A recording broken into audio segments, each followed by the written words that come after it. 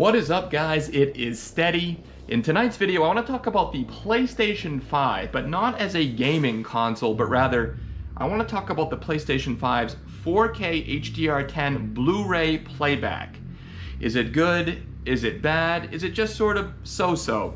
And specifically, what we're going to do is we're going to compare it head-to-head to the highly regarded, high-end, dedicated 4K HDR10 Dolby Vision and Hybrid Log Gamma Blu-ray player known as the Panasonic UB820. Let's get it.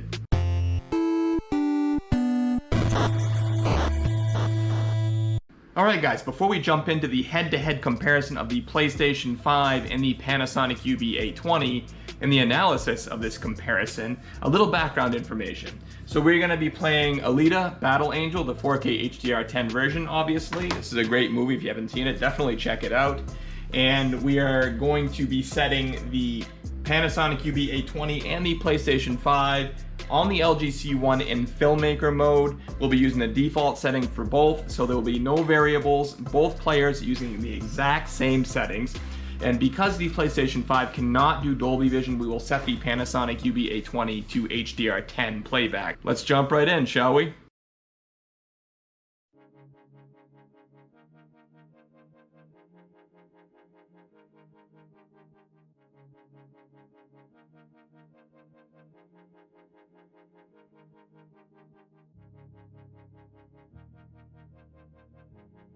With a side-to-side comparison here, you really can't tell much of a difference with the movie in motion. Both look great here. And then with the split screen, again, not a huge perceptible difference. The PlayStation 5 certainly holding its own.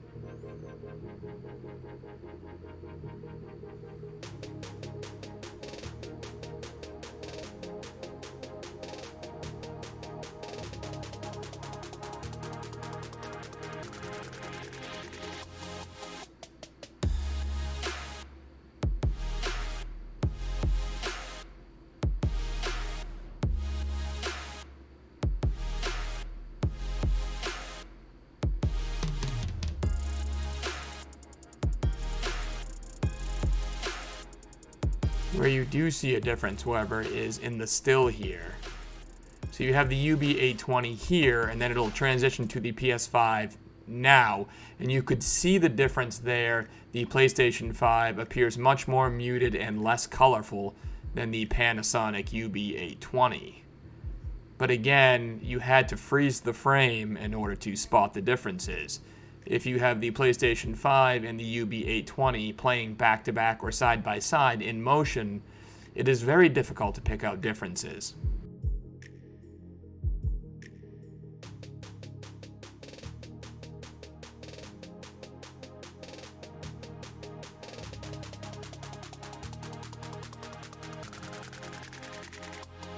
But as we saw with that one still frame, the UB820 tends to be a little bit more colorful and tends to have a touch more dynamism in its picture than the PlayStation 5.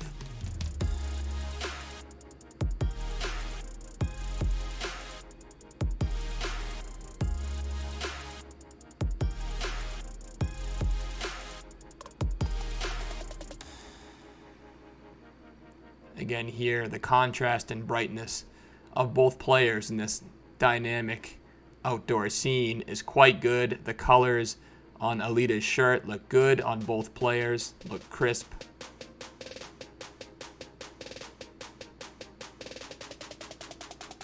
And you see the stills.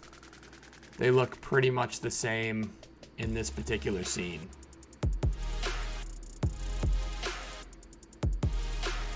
And if anyone owns any of Sony's dedicated Blu-ray players, the Sony X800 or the Sony X800 Mark II or the X700, those players do a great job in their own right.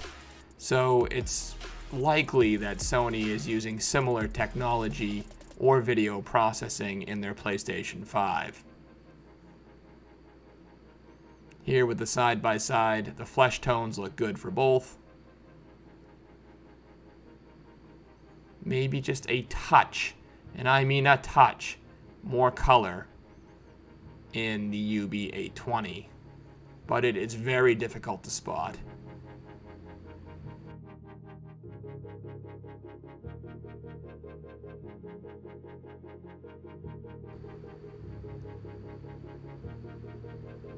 And again, in this scene, both players do an admirable job with brightness and with color, as you can see here. Not a huge difference. We go back and forth with stills here, the PS5, the UB820. Both seem to do a great job with contrast and the lush green color of the forest. And now we go to a darker scene here. Again, blacks look perfect on both. That's more probably a product of the OLED display than the players themselves. But shadows are well rendered between the two players. Colors look rich. However, there is one still coming up between the PlayStation 5 and UB820 where you can see some color difference between the two players, and I'll point that out when it comes up.